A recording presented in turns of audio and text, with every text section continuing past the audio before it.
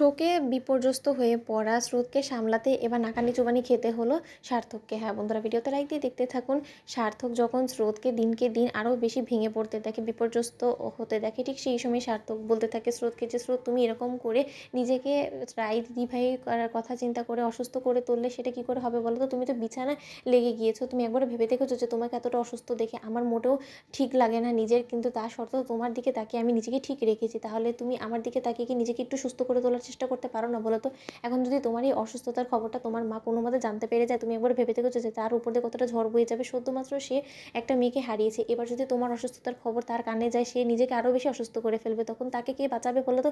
তাকে বাঁচানো মুশকিল হয়ে যাবে। তাই প্লিজ স্রোত, নিজেকে একটু হলেও স্থির রাখার চেষ্টা করো। আমি বুঝতে পারছি যে তোমার মনের উপর দিয়ে কতটা ঝড় বয়ে যাচ্ছে, কারণ তুমি সবথেকে বেশি তোমার রাই দিদিভাইকে ভালোবাসা, সেই ভালোবাসার মানুষটাকে হারিয়ে ফেলার যন্ত্রণাটা যে ঠিক কতটা আমি খুব ভালো করেই বুঝতে পারছি, কিন্তু তা সত্ত্বেও অন্তত আমার দিকে তাকিয়ে হলো তোমাকে নিজেকে নতুন করে গড়ে পিঠে তুলতে হবে। তোমাকে এই এক্সামসগুলো দিয়ে তোমার রাই দিদিভাইয়ের স্বপ্ন পূরণ করতে হবে, সেই লক্ষ্যের দিকে অগ্রসর হতে হবে।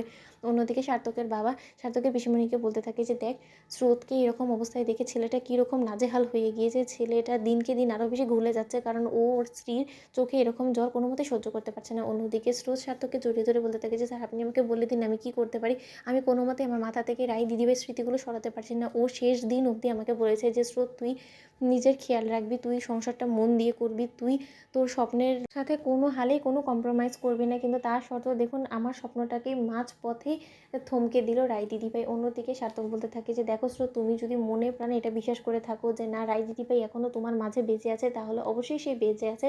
আর সেই মানুষটা সকল স্বপ্ন পূরণ করার জন্য তোমাকে আমার সাথে কাঁধে কাঁধ মিলিয়ে এই পরিস্থিতির সাথে লড়াই করতে হবে, নয়তোবা সেই সকল বদমাইশ লোকেরা আরও বেশি উৎসাহ পেয়ে যাবে যে তারা হয়তোবা যেই সর্বনাশটা করতে চেয়েছিল তোমার গোটা পরিবারে, তারা সেই সর্বনাশ করতে পেরে সাকসেসফুল হয়ে গিয়েছে। তাদেরকে কোনো মতেই এই জিনিসটা বুঝতে দেওয়া যাবে না, তাদের সাথে লড়াই করে তাদের সাথে চোখে চোখ রাঙিয়ে কথা বলতে হবে, তার জন্য তোমাকে যে করেই হোক না কেন ঘুরে দাঁড়াতে হবে।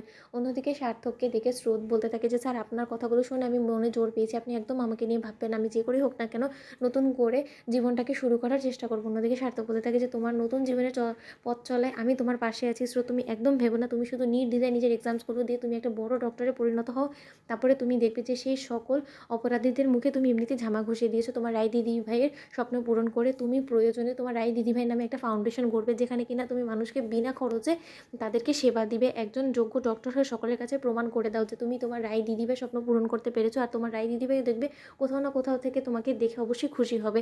প্লিজ শ্রোত, আমার এই অনুরোধটুকু অন্তত রাখো, তোমাকে এই অসুস্থ অবস্থায় দেখে আমার মোটেও ভালো লাগছে না। অন্যদিকে রায়ের বৌমনি যখন স্রোতের এই খবরটা পায়, তখন রায়ের বৌমনি বলতে থাকে যে স্রোত, এরকম পাগলামো করো না প্লিজ। তো বন্ধুদের ভিডিওটি ভালো লেগে থাকলে লাইক, কমেন্ট, শেয়ার করে সাবস্ক্রাইব করতে ভুলো না।